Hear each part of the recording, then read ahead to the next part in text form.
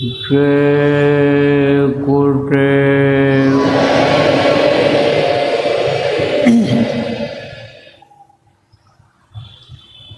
सर्वसमर्थ सर्वत्र स्मरणीय परम पूज्य गुरु जी महाराज, उपस्थित सभी साधक, सत्संगी नामदानी बच्चियों एवं बच्चियों, आज 24 जुलाई 2025 को मध्याह्न बेला में कांदीवली मुंबई में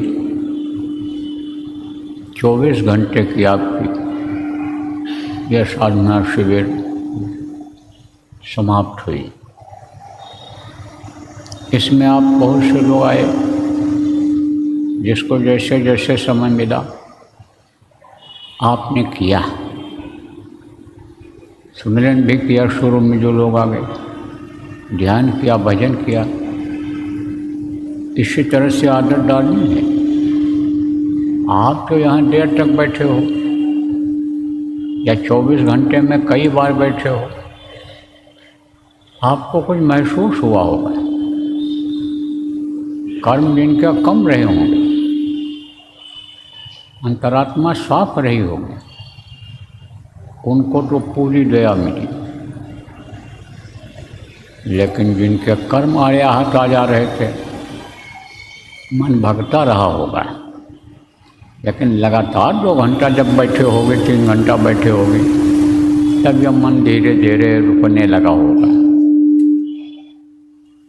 अब इसी तरह से मन रुकने लगेगा अगर थोड़ा सा संयम बरतोगे, नियम का पालन करोगे। संयम नियम किसको कहते हैं? नियम यह कहता है कि कम खाओ, कम खाओगे शरीर चुस्त और दुरुस्त रहेगा। रात को कम खाओगे, नींद नहीं आएगी, नहीं तो आलस्य आ जाता है ज़्यादा खाने से। और ऐसी चीज़ों को मनुष्य को खाना चाहिए कि जिससे बुद्धि न खराब हो, खून न खराब हो, खून में गर्मी ना आवे। ऐसी शुद्ध चीज़ों को खाना चाहिए जो मनुष्य के लिए बनाई गई हैं। जैसे ये फल हैं, मेवा है, अनाज, गेहूँ, चावल, दाल, बहुत सारे अनाज बना दिया उन्होंने। उसको खाओ, भरपेट खाओ, कोई बात नहीं। लेकिन जब साधना में बैठना हो तो थोड़ा कम खाओ। शरीर को चलाने के लिए ज़रूरी भी है अन्न खाना। लेकिन अब जो जानवरों के लिए बनाया प्रकृति ने, भगवान ने, उसको जब तुम खाओगे, कुत्ता, बिल्ली, शेर के लिए जो मांस बनाया गया, अन्य मांसाहारी जानवरों के लिए जो बनाया प्रकृति ने, भगवान ने, उसको जब खाओगे तब रोग होगा। और रोगी कुछ नहीं कर सकता, न कमाई कर सकता है, दुनिया की कोई चीज़ भी इकट्ठा कर सकता है, मेहनत कर सकता है, और न उसका भजन बन सकता है। तो गंदा मत करो करना इस मनुष्य शरीर को। अंदर से अंदर गंदगी न जाने पावे। ये चीज़ें गंदी हैं। आप देखो, जो शाकाहारी जानवर हैं, जैसे घोड़ा, गधा, गाय, बैल, भैंस, बकरी, ये सब शाकाहारी। इनके सामने मांस डाल दो तो ये खाते नहीं, सूंघ करके छोड़ देते हैं। और कुत्ता के सामने, शेर के सामने आप बढ़िया से बढ़िया मेवा में स्थान रख दो और दूसरी तरफ मांस रख दो, तो मांस को पहले खाएगा। तुरंत मांस की बदबू उसके नाक में पहुंच जाती है और मांस को खाना शुरू कर देता है। मनुष्य का भोजन मांस नहीं, अंडा मछली नहीं है। इससे दूर रहना। कुछ चीज़ें ऐसी होती हैं कि लोग कहते हैं बड़ा ताकतवर है, ये उस कंपनी की खाने वाली चीज़ है, इस फैक्ट्री की है, ये मशहूर है, और उसी में ये चीज़ें मिला देते हैं। कौन सी चीज़ें? ये जो मनुष्य के खाने वाली नहीं है। इसलिए देख करके तब खाओ पियो, समझ करके तब खाओ पियो। और फिर बम्बई जैसे यहाँ शहर में ये चीज़ें बहुत मिलती हैं, विदेशों में ये चीज़ें बहुत मिलती हैं। वहाँ पर तो ज़्यादातर रूखा ही खाते, बनाते ही नहीं हैं। तो ये आदत छोड़ो बच्चों। बच्चों को अगर इन चीज़ों के खाने की आदत बन गई तो फिर वो रोटी नहीं खाएंगे, दाल सब्जी नहीं पसंद करते, दूध घी भी छोड़ देते हैं। तो जो ताकत अनाज में है वो उन चीज़ों के खाने से उसमें आती नहीं है। इसलिए देखो दुर्बल होते चले जाते हैं, रोगी होते चले जाते हैं, कोई करने के लायक नहीं रह जाते हैं। जवान भी हो गए तो जवानी बेकार जाती है। इसलिए इन चीज़ों का थोड़ा ध्यान रखना चाहिए। नियम यही कहता है कि जो भगवान के लिए, भगवान ने जो मनुष्य के लिए चीज़ों को बनाई उनको खाओ। संयम किसको कहते हैं? कहा चलो चलो सब कोई चलो, दुर्गम चला चला सब कोई कहे, दुर्गम घाटी डोए, एक कंचन एक कामिनी। दुर्गम घाटी डोए, चलो चलो सब कोई चलो, पहुँचा बेरला कोई। कहाँ चलो? प्रभु के पास चलो, स्वर्ग में चलो, वैकुंठ में चलो, उसके आगे ब्रह्मलोक पार ब्रह्म में चलो, सतलोक चलो, अलखलोक चलो, अगमलोक चलो। जिनको जिनको जानकारी जहाँ की हुई वहाँ का बताया कि वहाँ चलो। आँख बंद करो, अंतर में उधर चलो। लेकिन कहा गया दुर्गम घाटी दोए। दुर्गम घाटी किसको कहते हैं? कहीं कहीं पर ऐसे घाट होते हैं बड़े खतरनाक होते हैं। दुर्गम रास्ता जिसको कहते हो, तो कहा पहुँचा बिरला कोई, वहाँ तक कोई कोई पहुँचता है, बिरला ही पहुँचते हैं। क्यों? क्योंकि एक कनक एक कामिनी। आप ये समझो ये दुर्गम घाटी तो है, पहुँचा बिरला कोई। एक दुर्गम यानी घाटी क्या है? यह है कंचन और कामिनी। कंचन कामिनी किसको कहते हैं भी बता दें। गांव के आप सीधे साधे लोग, रुपया पैसा सोना चांदी हीरा मोती जवाहरात, ये सब चीज़ें क्या हैं? दुनिया की ये संपत्ति जो इकट्ठा करने में लगे हुए हो, ये क्या है? ये दुर्गम घाटी है। इसी में फंस जाओ। जैसे घाटी में बहुत से लोग फंस जाते हैं, सुरंग में फंस जाते हैं, निकल नहीं पाते हैं, ऐसे यह है। और कामिनी किसको कहते हैं? औरतों को कहा गया, सुंदर औरतों को कहा गया। तो उनके चक्कर में मत आ जाओ। कहा कोस जगत विमल बैरागा, नारी नहीं सर जाह न लागा। यानी औरत को कोई देख ले और उसके दिमाग में वो नक्शा ना आ जाए, उसका अक्ष ना उतर आवे, तो कहा बड़ा मुश्किल होता है। केवल साधक के सामने जो अच्छे साधक होते हैं, और यही जो साधना हमने आपने किया, इस साधना के बन जाने पर फिर वो जननी समझाने पर नहीं, और धन पर आए बिष्टे बिस्वारी। जैसे पहले था त्रेता युग में कि दूसरे के धन को लोग जहर समझते थे। लोभ लालच लोगों को नहीं था। लोगों को अपने बल पर विश्वास था, अपने परिश्रम पर विश्वास था, अपने प्रारब्ध अपने भाग्य पर विश्वास था कि जो पैदा होने पहले माँ के स्तन में दूध भरता है, परवरिश वो करता है, देता वो है, वो हमको देगा। गुरु पर विश्वास रहता था कि गुरु हमारे देंगे, उन्होंने हमको रास्ता बताया, पथ प्रदर्शित किया है, उन पर विश्वास रहता था लोगों को। तो दूसरे के धन को जहर की तरह मानते थे। और दूसरे की माँ बहन को अपनी माँ और बहन की तरह से समझते थे। कोई कितना भी आप ये समझो कि गलत नज़र से देखे आपको और पैर छू लो उसका, बहन जी कह दो, माता जी कह दो, तो भाव बदल जाएगा। बच्चियों तुम भी समझो, यह काल और माया का देश है, यहाँ पर काल का भी जोर है, माया का भी जोर है। तो माया किसको कहते हैं? यही रुपया पैसा औरतों को कहते हैं। तो इसका जोर है, किसका? माया का। और काल का जोर है। तो माया किसको परेशान करती है? माया का बड़ा विस्तृत क्षेत्र है। गो गोचर जहाँ मन लग जाई, सो सब माया जानो भाई।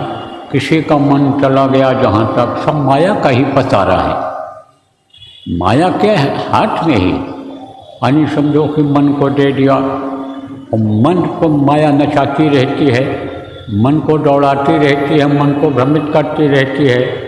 तो माया का बड़ा लंबा पसारा है। तो माया का असर बच्चों आता है तुम्हारे ऊपर भी। तो क्या होता है? लोभ बढ़ जाता है, लालच बढ़ जाती है। तो लोभ लालच से रहो दूर। लालच मत करो, विश्वास करो। किस पर? अपने गुरु पर विश्वास करो। विश्वास करो किस पर? प्रभु पर विश्वास करो, वो आपको देगा। अरे दुनिया वालों को तीसरे दिन भोजन अगर मिलेगा तो विश्वास करो बच्चों और बच्चियों, आपको रोज मिलेगा। आपको रोज मिलेगा, लेकिन मिलेगा उसी को जिसको विश्वास होगा, जिसको विश्वास होगा। आप पे समझो विश्वास ऐसे नहीं जमता है। विश्वास तो तब जमता है कि जब गुरु पर भरोसा करके आदमी निकल पड़ता है, गुरु पर भरोसा करके काम करना शुरू कर देता है। और जहाँ निराश होता है वहाँ गुरु मदद करते हैं, तब विश्वास होता है। विश्वास तो हमारे दिल और दिमाग में भरा हुआ है, क्योंकि गुरु महाराज के पास 40 साल रहा। बहुत अनुभव हुआ इस बात का कि जब बिल्कुल निराशा हो गई कि कुछ खाने को नहीं मिलेगा, रहने को जगह नहीं मिलेगी, कहाँ रहेंगे, क्या करेंगे, तब कोई ना कोई आ गया, कोई ना कोई विकल्प बन गया। और उसी तरह से जैसा होना चाहिए व्यवस्था, उसी तरह की व्यवस्था हो गई। पेट भरने को खाने को मिल गया, रहने की जगह मिल गया, जो था वो सब। तो विश्वास होना चाहिए, विश्वास करो आप। दूसरी बात, काल का जोर चल रहा है। काल का जोर किस पर रहता है? पुरुषों को देख करके आप पे समझो कि आप देखती हो तो आकर्षित हो जाती हो। उनको तो भाई मान लो, किसी की नीयत खराब है भाई साहब कह दो, किसी की नीयत खराब है, कोई बुढ़ा ही हो, ज़्यादा उम्र का हो, पिताजी कह दो, चाचा जी कह दो, तो भाव बदल जाएगा। तो भाव से ही भक्ति होती है और भावना से ही सही और गलत काम होता है। देखो, पति और पत्नी एक बिस्तर पर सोते हैं, उनके भाव अलग रहते हैं, और भाई और बहन सोते हैं बिस्तर पर, उनके भाव अलग रहते हैं। रहते इकट्ठे हैं लेकिन भाव अलग होते हैं। तो भाव बनाओ आप, एक दूसरे के प्रति भाव इस तरह का बनाओ, तब साधना बनेगी। तब साधना में बैठोगे तो कुछ मिलेगा, नहीं तो इस समय का जो वातावरण है बहुत ही खराब है। और बम्बई जैसे शहर में तो कुछ नहीं, सारी चीज़ें खत्म होती जा रही हैं, सारी मर्यादा का इंसान उल्लंघन करता चला जा रहा है। कुछ नहीं, न प्रकृति के नियम को मानने को तैयार है, न आप ये समझो कि जो नियम कानून बना हुआ है सरकार का उसको मानने को तैयार है, कुछ मानने को तैयार ही नहीं। तो जब कहते हैं कि कोई हट करता है, बात को नहीं मानता है, तब सज़ा मिलती है, सज़ा मिलेगी। जैसे कोई चोरी करता है, व्यभिचार करता है, कत्ल करता है, लूटपाट करता है, ठगी करता है, योजना बनाता है इस तरह की, तो ये नियम है कि उसको सज़ा दिया जाए, तो सरकार सज़ा देती है। ऐसा प्रकृति है, प्रकृति का नियम है। देखो अप्राकृतिक काम बहुत होने लग गए तो प्रकृति सज़ा देगी कि नहीं देगी? उसका थप्पड़ तो इस तरह से लगता है लपड़ कि मुंह पीछे हो जाता है। जैसे जब रावण को समझाया विभीषण ने और अन्य लोगों ने, नहीं उसके समझ में आया तो राम ने क्या किया? थप्पड़ लगा दिया। 1 लाख को 1.25 लाख नाती तो रावण घर दिया न बाटी, एक भी नहीं बचा। 10 सिर 10 खोपड़ी का अकल रखने वाला दशानन जिसको रावण कहा गया है, उसका सर्वनाश हो गया, उसका शरीर भी छूट गया। सारी विद्वता यानी जो उसके अंदर ज्ञान था, सारी बुद्धि, सारा धन दौलत का अहंकार सब खत्म हो गया, खत्म हो गया। थप्पड़ मारा, मुंह पीछे हो गया, सिर कट कट करके खत्म हो गए सब। आप ये समझो, जब समझाया कृष्ण ने कि दे दो, पांडवों का भी हक होता है कौरवों, बोले सुई के नख के बराबर भी जमीन नहीं देंगे, तो ऐसा थप्पड़ लगाया कि सर्वनाश ही हो गया। 11 छोड़ी से न खत्म हो गई, 56 करोड़ यदुवंशी खत्म हो गए। अब आप समझो इस बात को कि नहीं अगर लोग मानते हैं तो प्रकृति सजा दे देती है। तब कहोगे भाई प्राकृतिक आपदा आएगी, कोई समुद्र का पानी बढ़ गया, लहरों की चपेट में बम्बई आ गई, या यहाँ भगदड़ मच गई, कहीं आग लग गई, या कहीं बाढ़ आ गया, कहीं यहाँ धरती धंसने लग गई, तो हमारा क्या हाल होगा? हम कहाँ जाएंगे? तो हो तो भाई यहीं पर हो। लेकिन अगर गुरु को मस्तक पर सवार रख करके चलोगे, गुरु की बातों पर भरोसा कर लोगे, तो बचत हो जाएगी। और नहीं, बुद्धि जैसे खराब हो रही है साथ के असर से, साथ का असर होता है, और बुद्धिहीन का साथ कर लो तो उसी तरह की बुद्धि हो जाएगी। दिमागी आदमी का, बुद्धिमान का साथ करो तो जो नहीं सीखे हो वो सीख जाओगे। तो जब ऐसे लोगों का साथ पड़ रहा है तो असर तो आप पर भी आएगा, असर आएगा। लेकिन अभी से प्रैक्टिस करते रहो कि गुरु न भूलें उस समय पर। कहा कोटि कोटि मुंजतन कराही और अंत नाम मुखावत नहीं। आखिरी वक्त पर नाम नहीं आता है, निकलता है मुझसे। आखिरी वक्त पर अगर नाम निकल जाए तो नामी अभी मददगार हो जाए। आप देखो प्रेमी, जैसे परिवार में कई लोग हों और बच्चे हों 4-5, माता पिता दादा दादी सब लोग हों, लेकिन बच्चा अगर याद न करे, बुलावे न किसी को, तो मुसीबत में कैसे उबर पाएगा? मान लो कोई जानवर आ गया, डर गया, मान लो ठोकर लग गया या गिर गया कहीं, तो बुलाएगा ना, चिल्लाएगा जब, तो नाम लेगा जब बुलाएगा तब वो आएगा। अब मान लो कोई एक 3 साल का बच्चा है, 4 साल का, और गिर पड़ा और दर्द हो गया, उठ नहीं पा रहा है, और 5 साल के बच्चे को बुलाएगा उठाओ, तो उठा पाएगा? नहीं उठा पाएगा, उसको फिर संभाल नहीं पाएगा। और अगर पिता को बुला लिया, दादाजी को बुला लिया, तो वो तो फौरन उठाएंगे, सर सफाई करेंगे, मलहम पट्टी करेंगे, दूध पिलाएंगे, खिलाएंगे, कुछ सेवा करेंगे। ऐसे ही जैसे यहाँ पर दर्जा है बड़े भाई का, पिता का, दादाजी का, बाबा जिनको कुछ लोग कहते हो, ग्रैंडफादर को, तो वो आप समझो जैसे यहाँ है दर्जा, ऐसे नामों में भी दर्जा है, अलग अलग नाम हैं इनके। लेकिन जो वक्त के गुरु जगाते हैं, समर्थ गुरु जिनको कहा गया, जो अन्य समझो सदगुरु कहलाए, जिनको स्पिरिचुअल मास्टर कहते हैं, वो जो नाम को जगाते हैं उनमें शक्ति रहती है। जैसे ये जय गुरुदेव नाम है, इस समय पर इसमें शक्ति है। कभी राम नाम कृष्ण नाम का भी वाहेगुरु नाम में भी रहा होगा, अब इसमें शक्ति है। तो यही नाम अगर मुँह से निकल गया तो यह गुरु का नाम है। तो गुरु मददगार हो जाएंगे। गुरु सबसे पहले दर्जे के होते हैं। ज्ञान अगर कोई देता है तो कौन देता है? गुरु ही देता है।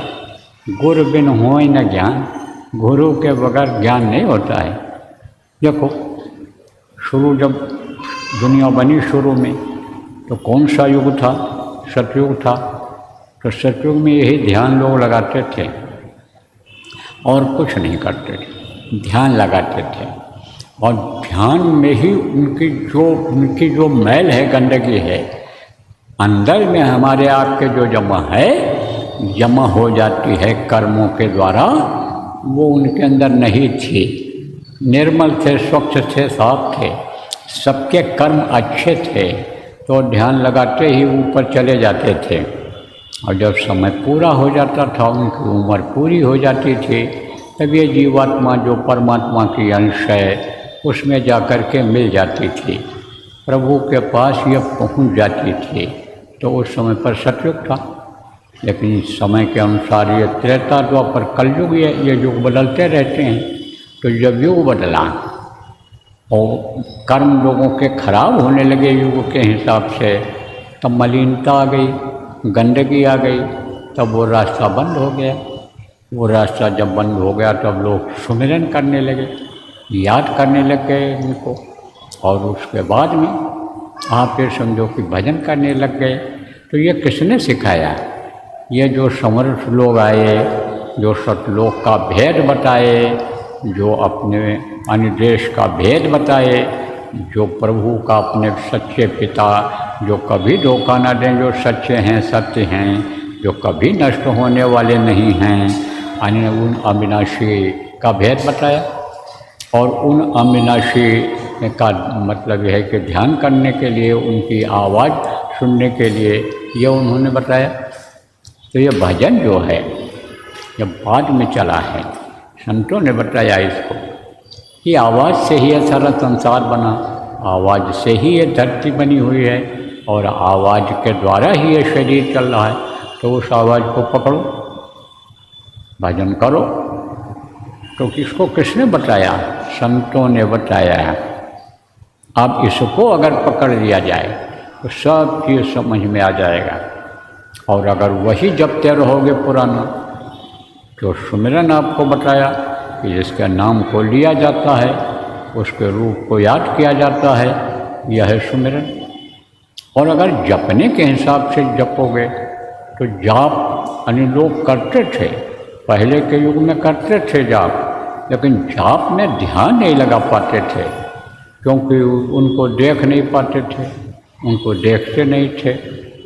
तब गुरु का ध्यान कर प्यारे, जब संत आए तो बताया पहले, सबसे पहले गुरु का ध्यान करो, उनका चेहरा देखोगे। गुरु जब करोगे और गुरु बनाओगे तो गुरु तुम्हारे आमने सामने रहेंगे। तो गुरु के चेहरा को देखो, तो ध्यान लगाओ उनका, तो गुरु तुम्हारी मदद कर देंगे, मदद कर देंगे। तब तुम्हारा ये जो माला जिसको जपना कहते हो तब सार्थक होगा। तो गुरु का अन्य समझो नाम तो लेते थे, लेकिन ध्यान नहीं लगा पाते थे। क्यों? क्योंकि आप ये समझो कि ये बताया नहीं, उन लोगों ने बताया नहीं, जानते नहीं थे। क्योंकि जो महात्मा आए और इन चीज़ों को जो बताए वो तो चले गए। अब अपने अपने हिसाब से लोगों ने मठ बना लिया, मंदिर बना लिया, अपने हिसाब से पूजा पाठ करने लग गए, तो बहुत सी जानकारी गुप्त हो गई। जैसे गोस्वामी जी महाराज ने, आप ये समझो घट रामायण लिखा था, अंदर में घट में जो राम प्रेरित हो रहा है, राम प्रेरित वो उसको लिखा था, लेकिन उसका बड़ा विरोध किया लोगों ने, क्योंकि घट के अंदर जो हो रहा है उसको देखा नहीं लोगों ने। शरीर के बाहर के अंगों को आप देख लेते हो, लेकिन अंदर के अंग को नहीं देख पाते हो। तो उस पर जल्दी विश्वास न हो लोगों को, विश्वास न हो। तब लोगों ने विरोध किया कि देखो ये पुरानी चीज़ों को ख़त्म कर रहे हैं, ये नई चीज़ बता रहे हैं। बहुत विरोध हुआ, संतों का बहुत विरोध हुआ, गोस्वामी जी का भी बहुत विरोध किया लोगों ने। तब गोस्वामी जी जो कि काम करने के लिए आए थे इस धरती पर, जीवों को रास्ता बताने के लिए आए थे, जीवों को रास्ते पर चलाने के लिए आए थे और भविष्य का मार्गदर्शन अन्य अच्छे काम करने के लिए आए थे। तब उन्होंने रामचरितमानस की रचना किया। नाम तो वही रखा कि राम का चरित्र जो अंदर में हो रहा है, मानस में हो रहा है, वो उन्होंने लिखा, लेकिन अब उसको लोग समझ नहीं पाते। फिर अब वो जो असली चीज़ थी उसको कर दिया लुप्त। जैसे बरसात है तो बरसात से पहले यानी रास्ता साफ रहता था, लेकिन अब कच्चा रास्ता जो साफ रहता था, बरसात की वजह से उस पर घास फूस तृण जिसको कहते हैं वो जम गया, तो वो रास्ता जो है दिखाई नहीं पड़ता है। ऐसे ही यानी समझो जब बरसात आने पर यानी रास्ता नहीं दिखाई पड़ता, घास फूस से जम जाते हैं। इसी तरह से यानी समझो ये ग्रंथ खत्म हो गए, ग्रंथ खत्म हो गए। वो रास्ता जिससे आसानी से पहुंच जाए आदमी, वो घास फूस और जिस तरह की चीज़ें जमने से जैसे बंद हो गई, ऐसे आदमी का बंद हो गया, वो बंद कर दिया। अब तो कौन पढ़ता है किताबों को, ग्रंथों को कौन पढ़ता है, घर लोग रखते भी नहीं हैं घर में। तो अब आप समझो प्रेमियों कि गुप्त हो गया सदग्रंथ, ये सब ग्रंथ जो थे सब गुप्त हो गए। तो जो जिसको जितनी जानकारी होती है वही लोग करते हैं। गुरु के बारे में जानकारी नहीं हो पाती, गुरु लोग कर नहीं पाते हैं, खोज नहीं पाते हैं कैसा गुरु होना चाहिए। तो कहा गया पानी पिए छान कर गुरु करे जानकर। आप समझो कंज गुरु ने राह बताई, जो कंज गुरु होते हैं वो राह बताते हैं। किसकी राह बताते हैं, कैसा रास्ता बताते हैं, प्रभु से मिलने का रास्ता बताते हैं। और जो लोक के गुरु होते हैं लोक की जानकारी, दुनिया की जानकारी कराते हैं, इन बातों की कराते हैं। तो कहा गया गुरु करना जरूरी होता है। अब गुरु के बगैर कोई चीज़ की जानकारी नहीं होती है। गुरु के बगैर माला कैसे जपा जाए और कैसे क्या किया जाए, दान पुण्य कैसे किया जाए, इसकी जानकारी नहीं हो पाती है। तो वही दान, वही रुपया पैसा, वही धन जिससे अच्छा काम होने का ऐसे आदमी को दे दिया कि जो गलत काम किया, जानवरों को मार करके लाया खाया, खरीद करके मांस लाया, मछली खाया जिसमें हत्या हुई, तो पाप लग जाता है, नहीं लग जाता है, लग जाता है। तब कहा गया गुरु बिन माला फेरते, बगैर गुरु के माला फेरते हो, बगैर गुरु को याद किए, गुरु का अंतर में दर्शन के बगैर माला फेरना बेकार जाता है। गुरु बिन माला फेरते, गुरु बिन करते दान, और गुरु बिन निष्फल सब भया, कह गए वेद पुराण। तो वेद पुराण कौन पढ़ता है? वेदों की जानकारी किसको है? पुराण को कौन पढ़ता है? पुराणों की जानकारी कैसे है, किसको है? तो अब समझो कि ये वेद पुराण बता करके गए हैं कि गुरु के बगैर यह सब निष्फल चला जाता है। जो लोग करते भी हैं इसको, उसका फल उनको नहीं मिलता है जो मिलना चाहिए। तो प्रेमियों कहने का मतलब ये है कि गुरु मिल गए हमको आपको, और ये अनमोल मनुष्य शरीर मिल गया, यह देव दुर्लभ शरीर मिल गया, और गुरु मिल गए, और नाम मिल गया जो ध्वन्यात्मक है, जिसमें आवाज़ आती रहती है, वो मिल गया। तो अब छूकने की ज़रूरत नहीं है, नहीं तो यह सांसों की पूंजी खत्म हो जाएगी। और दिन रात ये ख़त्म हो रही है, दिन रात उम्र ख़त्म होती जा रही है, तो ख़त्म हो जाएगी ये, और फिर कुछ नहीं कर पाएंगे, धाम से गिर जाएंगे, न गृहस्थी सुधर पाएगी, और न ये बिजनेस व्यापार सुधर पाएगा, और न नौकरी में तरक्की हो पाएगी। न खेती का काम जम पाएगा, क्योंकि ये तो माया का जाल है। जाल में जब फंस जाओगे निकल पाओगे? जाल में जो फंस रहे निकल नहीं पा रहे। बोले एक दुकान के 2 दुकान हो जाए, 2 दुकान हो गई और फंस गए, 3 दुकान हो जाए और फंस गए। बोले बस बच्चे बड़े हो जाएं, बच्चे संभाल लेंगे, हम भजन में लग जाएंगे। अब बच्चे पर बड़े बड़े हो गए, बोले अब इनकी गृहस्थी बसा दें, उनकी गृहस्थी बसाए। फिर बोले पोता हो गया, अब वो पोते के प्रेम में फंसे पड़े हैं, तो फंसते चले जा रहे। कहा ना, पहला बंधन पड़ा देह का, दूसरा तेरिया जान, तीसर बंधन पुत्र बिचारो, चौथा नाती मान। और नाती क्या कहूँ, नाती हो गए, हुआ को कौन ठिकान। धन संपत्ति और हाथ है वेदी, यह बंधन क्या करूँ बखान।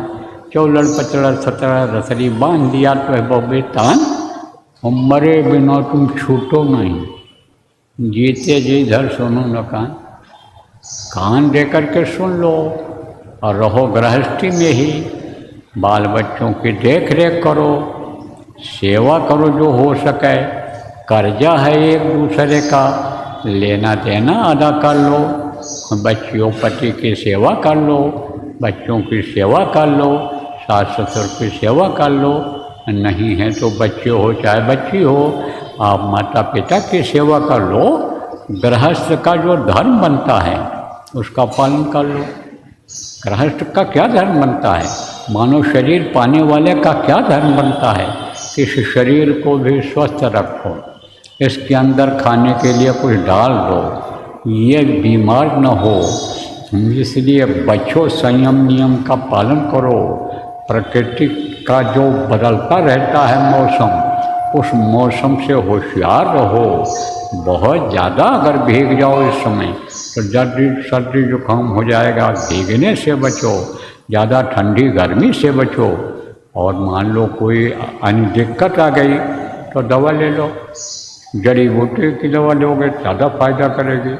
बाकी बहुत सारी दवाएं हैं, कोई भी दवा हो जैसी तकलीफ हो ले लो। ये सब काम करो, सब काम करो, लेकिन समय निकालो भजन के लिए, ध्यान के लिए, सुमिरन के लिए। अब इन चीज़ों के करने में लोगों को दिक्कत आई जब, और मन भगने लग गया दुनिया की तरफ, तरंगे लेने लग गया, उठने लग गया ये, तब यह साधना शिविरें लगाई गई, साधना शिविर लगाई गई। और आपकी अभी एक साधना शिविर और बाकी है। इतवार को कहा गया भाई इतवार को शुरू करो 5 बजे, और सोमवार को यानी समझो ख़त्म कर दो 7 बजे। 5 बजे से नाम ध्वनि बोलो 2 घंटा, जय गुरुदेव नाम की ध्वनि बोलो, और फिर 7 बजे से शुरू करो रविवार को, हर रविवार को, अब ख़त्म करो फिर सोमवार को। वो आपके समझो पिंडी साधना शिविर नाम रखा गया कि जो पिंड में तकलीफ है इससे जाए। पिंड किसको कहते हैं? शरीर को पिंड कहते हैं। इसकी तकलीफ को जाए, इसमें जो मोटा मन है वो हल्का पड़े, घी न पड़े। और फिर उसके बाद में अंडी साधना शिविर का नाम रखा गया कि जो अंडलोक में दिक्कतें आती हैं, उनमें जो मन की मोटाई रहती है, वहाँ जो मन भ्रमित कर देता है, वहाँ जो मन को सुख मिलता है उसी में लगा देता है, वो ढीला पड़ जाए। और उसके बाद फिर ब्रह्मांडी, तो ब्रह्मांड में भी जो फंसता है उससे भी निकल जाए, वहाँ भी कोई दिक्कत न हो। निज घर जाने के लिए ये गुरु महाराज की दया से साधना शिविर लगे कि कोई रुकावट ना हो और सीधे पहुँच जाए जी वहाँ पर। तो अभी एक और लगा लेना, अभी आ रहा क्या रहा इतवार को लगा लेना। आप अपने हिसाब से लगा लो, जिसके यहाँ भी जगह हो। मुंबई बहुत बड़ा शहर है, इसको 4 भागों में बांट लो, 8 भागों में बांट लो, 10 भागों में बांट लो, 16 भागों में बांट लो, और जहाँ जहाँ संगत है वहाँ जगह मिल जाए वहीं लगा लो। कोई एक जगह नहीं, एक जगह पर नहीं, बहुत सी जगह मिल जाएंगी आपको 24 घंटा बैठने की। अखंड रहेगा तो अखंड रहेगा, तो अखंड में जैसे मान लो दया बराबर बरसती रहती हो और बीच में रुक गई तो खंडित हो जाता है, और नहीं तो बराबर दया बरसती रहती है। इसलिए अखंड लगाना, कोई न कोई बैठा ही रहे 2-4 आदमी, ध्यान में भजन में मिला करके बैठा ही रहा है। तो ये आप लोग लगा लेना। अब देखो समय आपका ज़्यादा हो रहा है, अभी 3 बजे और लोग आएंगे, अभी संगत के भी कुछ लोग आएंगे, जो पुराने नामदानी आएंगे, नए लोग भी आएंगे नामदान लेने के लिए। तो कुछ उसमें सुना दिया जाएगा, कुछ उसमें सुना दिया जाएगा। किसमें? जो 3 बजे से होने वाला है उसमें सुना दिया जाएगा। तो अब आप ये समझो कि अब आप अपना उठ जाओ। अभी जब हम प्रार्थना बोल देंगे उसके बाद में उठ जाना। नाम धुनी जब हम बोल देंगे, नाम धुनी बोलेंगे, नाम धुनी जब बोलेंगे और नाम धुनी बोलने के बाद कह देंगे कि उठ जाओ, तब आप लोग उठ जाना और अब पानी पेशाब जो करना होगा कर लेना, दैनिक क्रिया आप कर लेना अपनी। उसके बाद में फिर 3 बजे से 10 मिनट पहले ही यहाँ आकर के बैठ जाना। अब फिर आपको और कुछ सुनाया जाएगा, गुरु महाराज की जो दया मौज होगी, कुछ बताया जाएगा, कुछ बम्बई वालों के लिए कोई खुशखबरी सुनाई जाएगी, आपसे पूछा जाएगा कोई चीज़, उसका उत्तर दोगे तो आपको मतलब खुशखबरी बता दी जाएगी। तो अब आप ये समझो कि आप आ जाना उसी समय।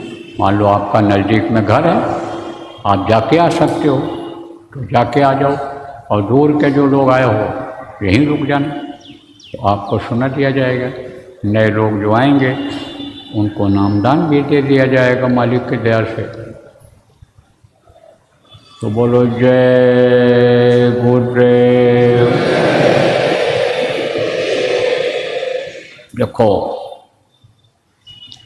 जो नामदान लेने वाले लोग हैं आपके पहचान के हैं, आपने जहाँ प्रचार किया है पहले से, इकरारनामा भरवाया है, उन लोगों को खबर कर दो कि वो लोग आकर के यहाँ नामदान ले लें।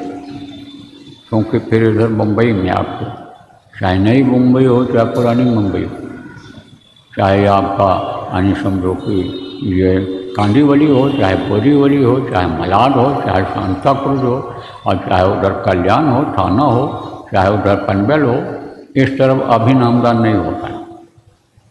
अभी तो उनको आना पड़ेगा, अगर तुरंत चाहते हैं तो कहाँ, दहानू में। दहानू में परसों हो जाएगा, 3 बजे सत्संग होगा और वहाँ हो जाएगा नामदान। उसके बाद फिर उनको जन्माष्टमी में ही नामदान मिलेगा, इधर पे नहीं मिल पाएगा। इसलिए अवसर है, मौका है, आज आ जाएं, ना आ जा पाएँ तो फिर दहानू में आ जाएंगे। तो खबर कर दो लोगों को कि नामदान होगा। उस दिन तक देखो बंद रहा, सब बेचारे तड़पते रह गए बहुत से लोग, लेकिन फिर दया हो गई गुरु महाराज की, तो नामदान फिर शुरू करवा दिया गुरु महाराज। तो मिल जाएगा नामदान, आज ही मिल जाएगा जो आ जाएंगे। बोलो जय गुरुदेव, जय गुरुदेव, जय गुरुदेव, जय गुरुदेव नाम किसका, जय गुरुदेव नाम किसका, प्रभु का पावन नाम, प्रभु का पावन नाम। जय गुरुदेव,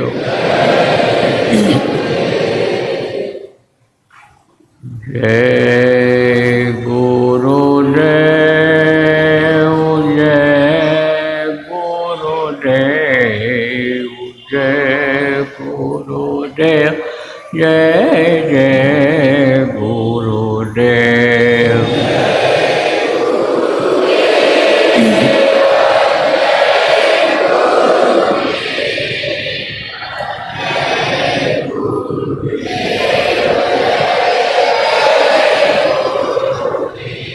जय गुरुदेव, जय गुरुदेव,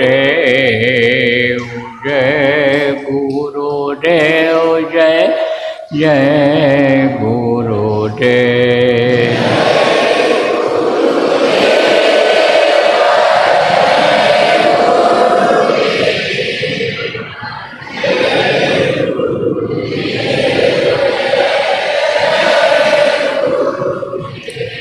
जय गुरुदेव, जय गुरुदेव, जय गुरुदेव, जय जय गुरुदेव।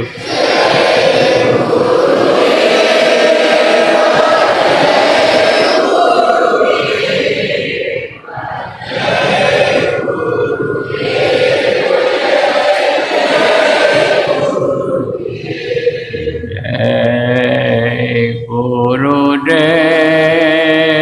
जय गुरुदेव, जय गुरुदेव, जय जय गुरुदेव।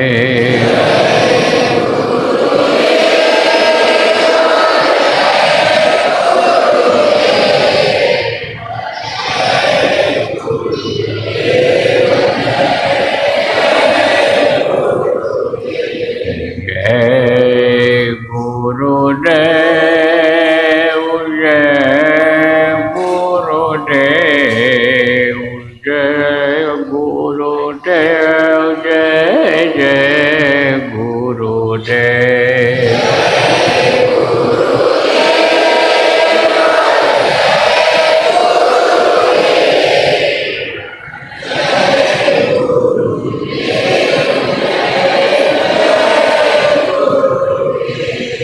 जय गुरुदेव, जय गुरुदेव, जय गुरुदेव, जय जय गुरुदेव।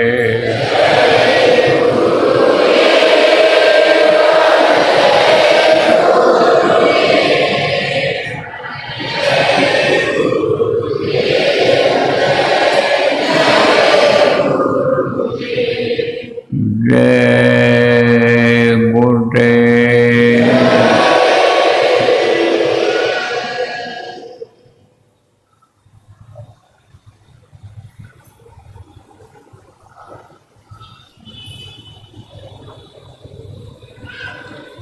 ठीक है।